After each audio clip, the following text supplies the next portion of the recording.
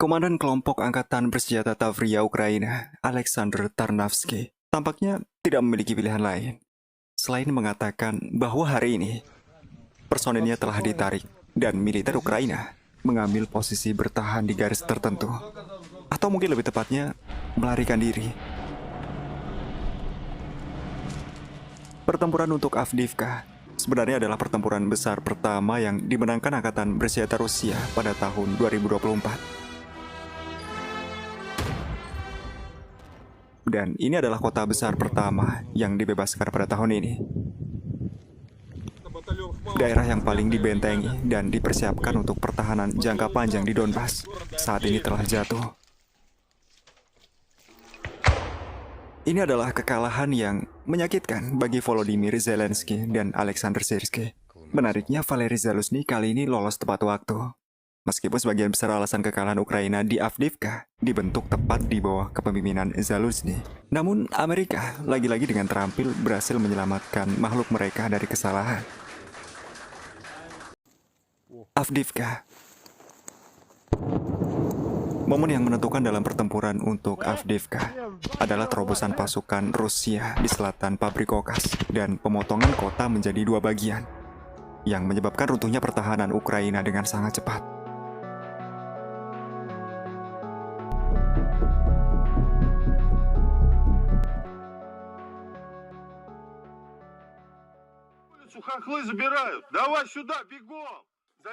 Keberhasilan tentara Rusia dalam 24 jam terakhir berakhir dengan kesimpulan yang sama dari seluruh surat kabar dunia, termasuk media di barat. Rusia berhasil membebaskan Avdiivka dan menghancurkan salah satu wilayah benteng musuh yang paling kuat di sektor ini. Komando Rusia benar-benar mengungguli pasukan gabungan Ukraina dalam pertempuran ini. Penggunaan senjata berpresisi tinggi, informasi intelijen yang akurat, dan strategi penyerangan yang tepat memungkinkan Rusia berhasil mengurangi kerugiannya selama penaklukan Avdiivka. Куда? Бескупчиваться, сука, рух! Syrskyi hari ini mengumumkan penyerahan Avdiivka.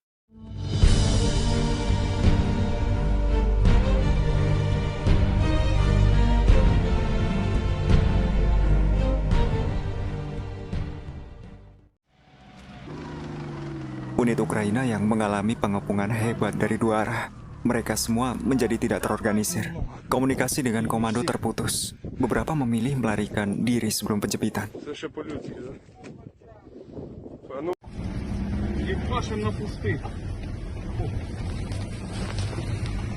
Meninggalkan segalanya,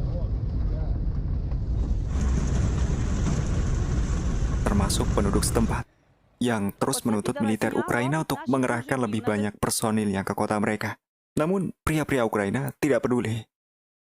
Mereka telah dikepung dari berbagai arah. Tidak ada waktu untuk mengevakuasi orang-orang yang nantinya hanya akan memenuhi kendaraan mereka. Sementara Abrams lagi-lagi tidak memiliki peran penting dalam pertahanan ini. Mereka terus menjauh dari depan, dan itu adalah pertanda buruk. Pasukan Rusia terus menutup penjepitan mereka. Pria-pria Ukraina yang malang sekarang tidak lagi memiliki kesempatan untuk melarikan diri. Itu artinya mereka hanya memiliki dua pilihan, kematian atau penawanan. Без лишнего.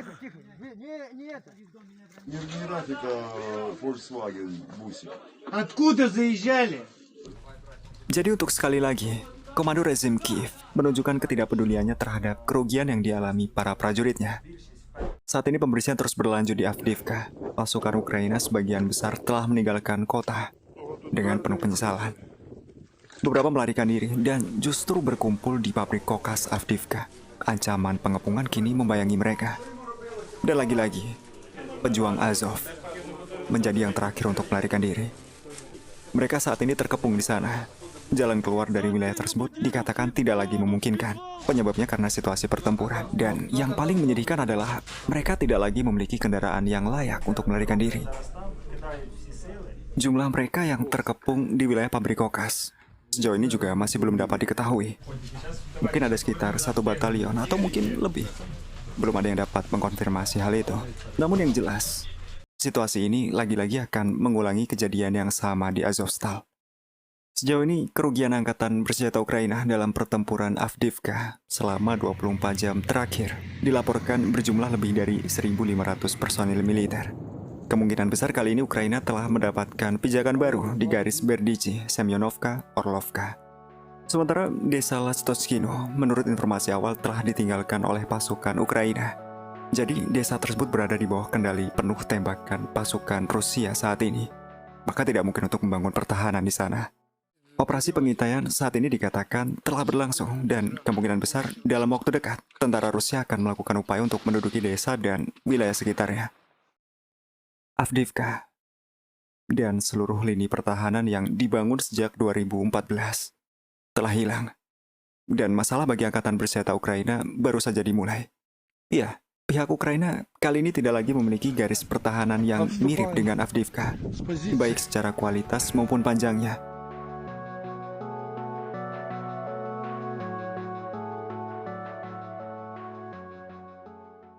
Dari Lastochkino, Orlovka, dan Semyonovka, semua itu tidak ada yang sebanding dengan Avdiivka. Jadi, kemungkinan besar tentara Ukraina akan terus menderita kerugian yang lebih cepat dibandingkan di Avdiivka. Dan pada akhirnya, akan terus kehilangan satu persatu wilayahnya.